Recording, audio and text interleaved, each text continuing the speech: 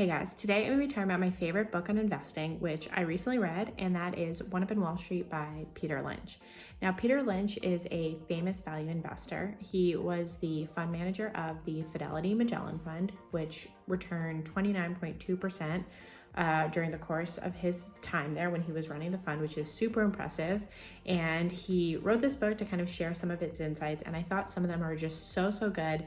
And especially now in 2021, the fact that he wrote advice from the 70s and 80s that is still applied to the market today, I think is great. And I really enjoyed reading this book, and I want to share some of the insights that I gained from it and that you might enjoy as well. If you're interested, definitely pick up the book and let me know what you think. So the first insight that I really liked from this book was that Peter Lynch talks about buying what you know. So he believes that the individual investor, because they're a consumer in this market, actually has an advantage over the institutional investor. So when you go to the store, when you interact with different brands and businesses, you're kind of doing a form of research. You know which businesses you're frequenting more, which businesses are not doing as well and you don't go to as more. And so that kind of, just by kind of existing in the economy as a consumer, is actually really good investment research. So for example, if you had noticed in 2010 that you were going to Chipotle a lot more, they had healthier options than some of the other fast food chains. The restaurants are really clean, some of the flavors and the food is really good there compared to say McDonald's and Burger King and KFC and things like that. And so you really love Chipotle.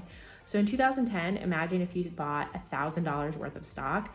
That stock in 2021 right now would be worth $147,000. So that's pretty impressive. And it didn't really take any special insight to make a play like that. I think it's really interesting to know how just by being a consumer in the market, you are really doing market research.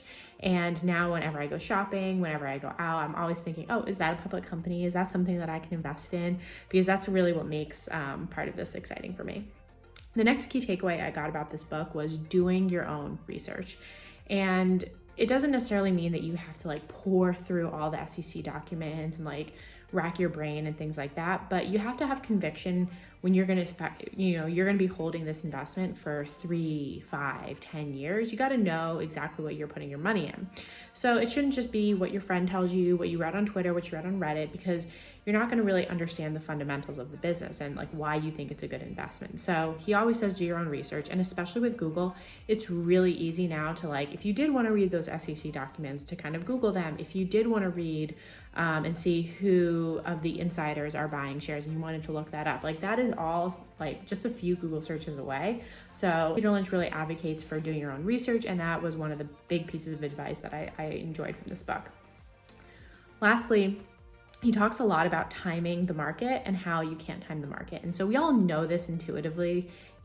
If we all had a crystal ball where we could just kind of know what the market was going to do, we'd all be very, very rich and happy and, living on a Caribbean island, but that's not the case. And so what I really liked from Peter Lynch was that this book was written in 1988, and some of the stuff he says is just so true now. So I personally feel that whenever I log onto social media, I'm being berated with things about how there's a market bubble, and maybe there is, maybe there isn't. The economy's going to hell, all this stuff, and it feels like there's just always negative energy around it, and that it's always a good time to essentially take your money out of the market and never put the money back in. But if you always listen to the pessimistic view, and which is the easiest case to make in Lynch's view, then you're not going to be spending time reaping the gains either. So there will be down days, there will be down weeks, there will be down years, but time in the market is more important than timing the market. And I thought just reading a book that was written 40 or plus years ago now that still had advice like that for this decade is really great. And if you're nervous about putting your money in the market and want to learn more about how you can effectively pick stocks, some of the research that goes into it, I really suggest reading One Up on Wall Street by Peter Lynch.